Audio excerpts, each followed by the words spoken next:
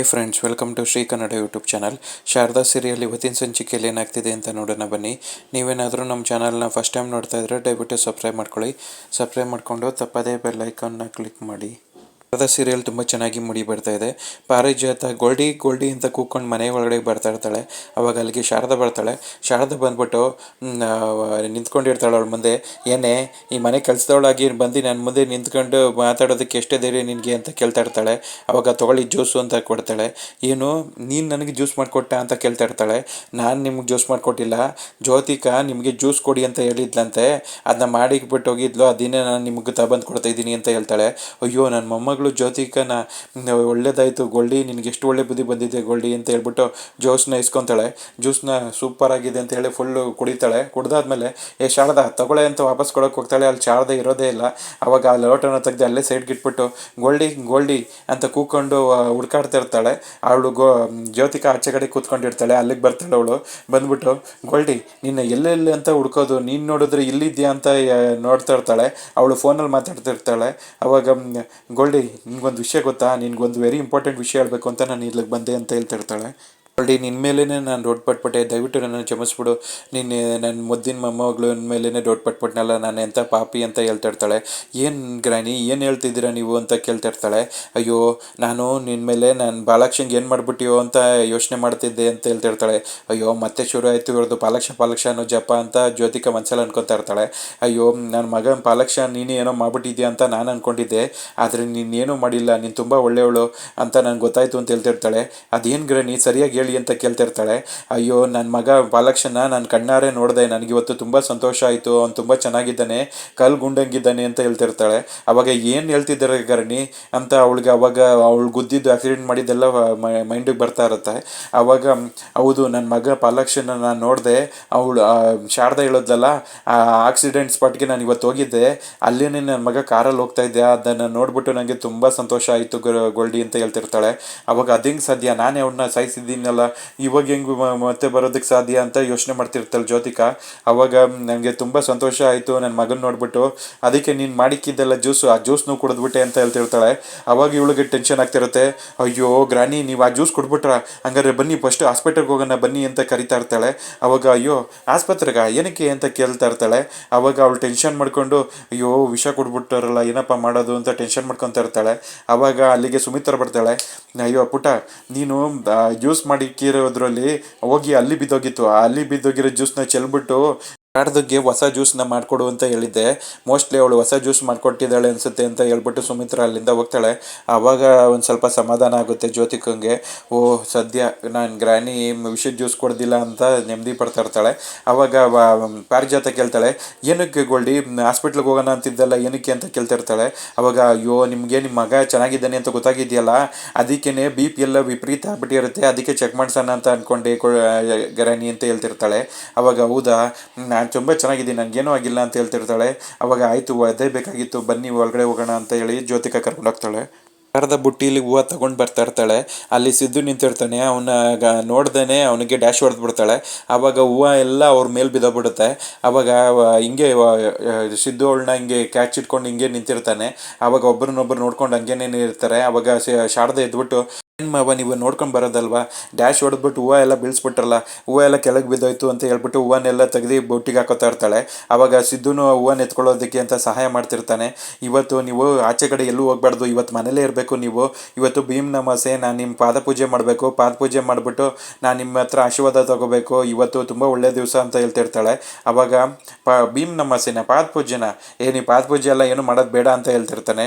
ಅಯ್ಯೋ ಸಾರ್ ಇದು very important ಪೂಜೆ, ಇದನ್ನ ನಾನು ಮಾಡಲೇಬೇಕು, ಮಾಡಿಬಿಟ್ಟು ನಿಮ್ಮ ಹತ್ರ ಆಶೀರ್ವಾದ ತೊಗೊಬೇಕು ಅಂತ ಹೇಳ್ತಿರ್ತಾಳೆ. ಅಯ್ಯ ಪಾದಪೂಜೆ ಯಾಕೆ ದಿನ ಪೂಜೆ ಮಾಡ್ತಾನೆ ಇದ್ದೀರಲ್ಲ ಅಂತ ಹೇಳ್ತಿರ್ತಾನೆ. ಅವಾಗ ಸಾರ್ ನಾನೇನು ಬೇರೆ ಹೆಂಗಸ್ರು ಥರನೇ ನಿಮಗೆ ಬೇಜಾರು ಮಾಡ್ತಿದ್ದೀನಾ, ಆ ಥರ ಎಲ್ಲ ಏನೂ ಇಲ್ಲ ತಾನೇ ಅಂತ ಹೇಳ್ತಿರ್ತಾಳೆ. ಅಯ್ಯೋ ಶಾರದವ್ರೆ ನೀವು ನನಗೆ ಪೂಜೆ ಮಾಡ್ತಾನೆ ಇರ್ತೀರಾ, ನನಗೆ ಆ ಪೂಜೆನೇ ಸಾಕು, ಇವಾಗ ಈ ಪೂಜೆ ಏನಕ್ಕೆ ಅಂತ ಹೇಳ್ತಾನೆ. ಅವಾಗ ಇಲ್ಲ ಸರ್ ಹಂಗೆಲ್ಲ ಇಲ್ಲ, ಇದು ಆಚಾರ ವಿಚಾರನ ಪಾಲಿಸಲೇಬೇಕು, ನಮ್ಮ ಹಿರಿಯರು ಮಾಡಿದ್ದಾರೆ ಅಂದರೆ ಅದು ಸುಮ್ಮನೆ ಮಾಡಿಲ್ಲ ಅಂತ ಹೇಳ್ತಿರ್ತಾಳೆ. ಶಾರದವ್ರೆ, ನನ್ನ ಮನಸ್ಸಲ್ಲಿರೋ ಮಹಾರಾಣಿಗೆ ನಾನು ಪೂಜೆ ಮಾಡಬೇಕು, ನೀವು ನನಗೆ ಪೂಜೆ ಮಾಡೋದ? ನೀವು ನಂಗೆ ಪೂಜೆ ಮಾಡೋದು ಬೇಡ, ನೀವು ನನಗೆ ಖುಷಿಯಾಗಿ ನೀವು ನನ್ನ ಮುಂದೆ ಕಣ್ಮುಂದೆ ಇದ್ದರೆ ನಂಗೆ ಅಷ್ಟೇ ಸಾಕು ಅಂತ ಹೇಳ್ತಿರ್ತಾನೆ. ಇಲ್ಲ ಸರ್, ನಾನು ಪಾದ ಪೂಜೆ ಮಾಡಿ ನೋಡಿ, ಈ ಮಾಂಗಲ್ಯನ ನೀವು ಸ್ಟಾರ್ಟಿಂಗಲ್ಲಿ ತಾಲಿ ಕಟ್ಟಿದಾಗ ಯಾಕಾದರೂ ಕೊಟ್ಟಿದ್ರಿ ಅಂತ ನಾನು ಟೆನ್ಷನ್ ಮಾಡ್ಕೊತಾ ಇದ್ದೆ. ಆಮೇಲೆ ಹೋಗ್ತಾ ಹೋಗ್ತಾ ನನಗನ್ನಿಸ್ತು, ನನಗೆ ಹೊಸ ಜೀವನ ಮತ್ತು ಜೀವನನ ಕೊಡೋಕ್ಕೆ ಬಂದಿರೋ ಶಕ್ತಿ ಇದು, ಇದರಿಂದ ನನಗೆ ಒಳ್ಳೇದಾಗಿದೆ ಅಂತ ನನಗೆ ಆಮೇಲೆ ಹೋಗ್ತಾ ಹೋಗ್ತಾ ಅರ್ಥ ಆಯಿತು.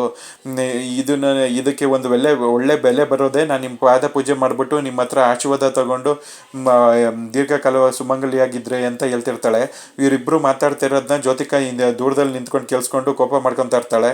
ಅವತ್ತು ನೀವು ಈ ತಾಲಿ ಕಟ್ಟಿಲ್ಲ ಅಂತಿದ್ದರೆ ನನಗೆ ಈ ಮುತ್ತೈದೆ ಬಗ್ಗೆ ಸಿಕ್ತಿತ್ತಾ ಅಂತ ಹೇಳ್ತಿರ್ತಾಳೆ. ಆವಾಗ ನೀವು ಯಾವಾಗಲೂ ಖುಷಿಯಾಗಿ ಚೆನ್ನಾಗಿರಬೇಕು ಶಾರದವ್ರೆ, ಅದೇ ನನಗಿಷ್ಟ, ಇರಿ ಒಂದು ನಿಮಿಷ ನಾನು ಫೋನ್ ತೊಗೊಂಬಂದ್ಬಿಡ್ತೀನಿ ಅಂತ ಹೇಳ್ಬಿಟ್ಟು ಸಿದ್ದು ಫೋನ್ ತಗೊಂಬರೋದಕ್ಕೆ ಅಂತ ಹೋಗ್ತಾನೆ. ಆವಾಗ ಶಾರದಾ ಅಲ್ಲೇ ನಿಂತಿರ್ತಾಳೆ. ಈಗ ಜ್ಯೋತಿಕಾ ಬರ್ತಾಳೆ. ಜ್ಯೋತಿಕಾ ಬಂದ್ಬಿಟ್ಟು, ಏನು ಶಾರದಾ, ದೀಪನ ಕರ್ಕೊಂಬರೋದಕ್ಕೆ ಹೋಗ್ತಾ ಇದ್ದೀರಾ? ನೀವೇನು ದೀಪನ ಕರ್ಕೊಂಬರೋದಕ್ಕೆ ಹೋಗಬೇಡಿ, ನಾನೇ ಅವಳನ್ನ ಕರ್ಕೊಂಬರ್ತೀನಿ ಅಂತ ಹೇಳ್ತಿರ್ತಾಳೆ. ಜ್ಯೋತಿಕಾ, ದೀಪು ನನ್ನ ಮಗಳು, ನಾನು ಅವಳನ್ನ ಕರ್ಕೊಂಬರ್ತೀನಿ, ದೀಪು ನಮ್ಮ ಜವಾಬ್ದಾರಿ, ನೀನು ಅದ್ರ ಬಗ್ಗೆ ಎಲ್ಲ ತಲೆ ಕೆಡಿಸ್ಕೊಂಬೇಡ, ನೀನು ಎಷ್ಟಲ್ಲಿ ಇರಬೇಕೋ ಅಷ್ಟಲ್ಲಿ ಇರು ಅಂತ ಹೇಳ್ತಿರ್ತಾಳೆ. ಈಗ ದೀಪು ನನಗೆ ತುಂಬ ಕ್ಲೋಸ್ ಆಗಿದ್ದಾಳೆ, ಅವಳು ನನ್ನ ಅಮ್ಮ ಅಂತಲೇ ಕರೀತಾಳೆ. ನೀನು ನೋಡಿದ್ಯಲ್ಲ ಅವಳು ನನ್ನ ಎಷ್ಟು ಹೆಚ್ಕೊಂಡಿದ್ದಾಳೆ ಅಂದರೆ, ಈಗ ಅವಳು ನನ್ನ ಅಮ್ಮ ಅಂತ ಇದ್ದಾಳೆ, ಮತ್ತು ಸಿದ್ದುನ ಅಪ್ಪ ಅಂತ ಕರೀತಾಳೆ. ನೀನು ಅದಕ್ಕೆ ಅವಳಿಗೆ ಅಮ್ಮ ಆಗಿದೆಯಲ್ಲ, ಅದೇ ಥರ ನಾನು ಸಿದ್ದು ಯಾಕೆ ಅಪ್ಪ ಅಮ್ಮ ಆಗಬಾರ್ದು, ಅವಾಗ ತುಂಬ ಚೆನ್ನಾಗಿರುತ್ತೆ ಅಲ್ವಾ ಅಂತ ಹೇಳ್ತಿರ್ತಾಳೆ. ಜ್ಯೋತಿಕಾ ತುಂಬ ಜಾಸ್ತಿ ಮಾತಾಡ್ತಾ ಇದೆಯಾ, ಎಷ್ಟರಲ್ಲಿ ಇರಬೇಕೋ ಅಷ್ಟರಲ್ಲಿ ಇರೋದು ಕಲಿ ಅಂತ ವಾರ್ನಿಂಗ್ ಮಾಡ್ತಿರ್ತಾಳೆ. ಆವಾಗ ಏಯ್ ಸುಮ್ಮನೆ ಇರೇ, ನಾನು ಮತ್ತು ಸಿದ್ದು ಇಬ್ಬರೂ ಅವಳಿಗೆ ಅಪ್ಪ ಅಮ್ಮ ಆಗ್ತೀವಿ, ಅವರಿಬ್ಬರು ನಾವಿಬ್ಬರು ಅವಳನ್ನ ತುಂಬ ಚೆನ್ನಾಗಿ ನೋಡ್ಕೊತೀವಿ, ಈ ಮನೆಯಿಂದ ನಿನ್ನ ಆಚೆ ಹಾಕ್ತೀನಿ, ನೀನು ಈ ಮನೆಯಿಂದ ಆಚೆ ಹೋಗೋದು ಕಲಿ, ನೀನು ಅವತ್ತು ನನಗೆ ಮೋಸ ಮಾಡಿ ಕಟ್ಕೊಂಡಿರೋ ಈ ತಾಲಿಗೆ 3 ಕಾಸಿನ ಬೆಲೆ ಇಲ್ಲ ಅಂತ ಹೇಳ್ತಿರ್ತಾಳೆ. ಜ್ಯೋತಿಕಾ, ಈ ತಾಲಿ ಇದೆಯಲ್ಲ, ಇದು ನನ್ನ ಮತ್ತು ಸಿದ್ದು ಸರ್ದು ಪ್ರೀತಿಯ ಸಂಕೇತ, ಇದು ಈ ಮನೆಗೆ ನಾನು ಇರಬೇಕು ಅನ್ನೋದಕ್ಕೆ ಲೈಸೆನ್ಸ್ ಇದ್ದಂಗೆ, ಈ ಮನೆಯಲ್ಲಿ ನಾನು ಇರಬೇಕು ಅಂದರೆ ಈ ತಾಲಿ ವೆರಿ ಇಂಪಾರ್ಟೆಂಟ್ ಅಂತ ಹೇಳ್ತಿರ್ತಾಳೆ. ಆವಾಗ ಅವಳು ಮಾತಾಡ್ತಾ ಇರ್ಬೇಕಾದ್ರೆ ಆಗ ಸಿದ್ದು ಬರ್ತಾನೆ. ಸಿದ್ದು ಬಂದ್ಬಿಟ್ಟು, ಜ್ಯೋತಿಕಾ ಏನು ಮಾತಾಡ್ತಾ ಇದೆಯಾ ನೀನು, ಇದೆಲ್ಲ ಮಾತಾಡೋದು ಸರಿಯಿಲ್ಲ ಅಂತ ಹೇಳ್ತಿರ್ತಾನೆ. ಹೌದು, ನೀನು ಬರಬೇಕಾಗಿತ್ತು, ಬಾರಪ್ಪ, ಹೆಂಡ್ತಿನ ವಹಿಸ್ಕೊಂಡು ಕರೆಕ್ಟ್ ಟೈಮ್ಗೆ ಬಂದಿದ್ಯಾ, ಈ ಮನೇಲಿ ಈ ಕೆಲಸದೊಳಗೆ ಯಾವ ಸ್ಥಾನನೂ ಇಲ್ಲ, ಇವಳು ಫಸ್ಟ್ ಆಫ್ ಆಲ್ ನನ್ನ ಮುಂದೆ ನಿಂತ್ಕೊಂಡು ಮಾತಾಡ್ತಿರೋದೇ ತಪ್ಪು ಅಂತ ಹೇಳ್ತಿರ್ತಾಳೆ. ಯಾರ ಬಗ್ಗೆ ನೀನು ಮಾತಾಡ್ತಿರೋದು, ನನ್ನ ಹೆಂಡತಿ ಬಗ್ಗೆ ಹಂಗೆಲ್ಲ ಮಾತಾಡೋದಕ್ಕೂ ಮುಂಚೆ 100 ಸತಿ ಯೋಚನೆ ಮಾಡು ಅಂತ ಹೇಳ್ತಿರ್ತಾನೆ. ಈ ತಾಲಿ ಇದೆ ಅಂತ ಹೇಳ್ಬಿಟ್ಟು ತಾನೇ ನೀನು ಇಷ್ಟೊಂದೆಲ್ಲ ಮೆರೆದಾಡ್ತಾ ಇರೋದು ಅಂತ ಹೇಳ್ಬಿಟ್ಟು ಆ ತಾಲಿನ ಹಿಡ್ಕೊತಾಳೆ. ಬೂಡೆ ಜ್ಯೋತಿಕಾ ಅಂತ ಕೇಳ್ತಾ ಇರ್ತಾಳೆ. ಅವಾಗ ತಾಳಿ ಹಿಡ್ದು ಕಿತ್ತೆ ಹಾಕ್ಬಿಡ್ತಾಳೆ. ಇವಾಗ ನೀನು ಈ ತಾಲಿ ಇದೆ ಅಂತ ತಾನೇ ಇಷ್ಟೊಂದೆಲ್ಲ ಮೆರೆದಾಡ್ತಿದ್ದೆ ಅಂತ ತಾಲಿ ಕಿತ್ಬಿಟ್ಟು ಹಿಂಗೆ ಇಟ್ಕೊಂಡಿರ್ತಾಳೆ. ಆವಾಗ ಮನೆಯವರೆಲ್ಲರೂ ಅಲ್ಲಿಗೆ ಬಂದ್ಬಿಡ್ತಾರೆ.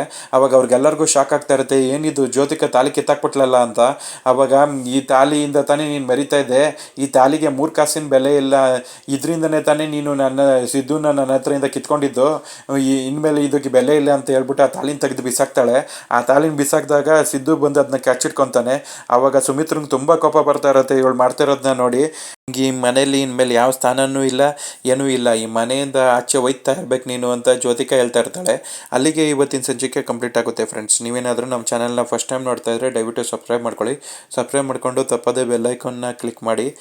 ಜ್ಯೋತಿಕಂಗೆ ಯಾವ ಕೋಪನಲ್ಲೇ ಇರಲಿ, ಏನಾರ ಇರಲಿ, ಆದರೆ ತಾಲಿ ಕಿತ್ತಾಕೋ ಮಟ್ಟಕ್ಕೆ ಹೋಗಬಾರ್ದು. ತಾಲಿಗೆ ಅದರದ್ದೇ ಆದ ಬೆಲೆ ಇದೆ, ಅದನ್ನು ಕಿತ್ತಾಕಿ ಈ ಥರ ಅವಮಾನ ಮಾಡೋದು ತುಂಬ ದೊಡ್ಡ ತಪ್ಪು. ಇದ್ರ ಬಗ್ಗೆ ನಿಮ್ಮ ಒಪಿನಿಯನ್ಸ್ನ ಕಮೆಂಟ್ ಬಾಕ್ಸಲ್ಲಿ ತಿಳಿಸಿ ಫ್ರೆಂಡ್ಸ್.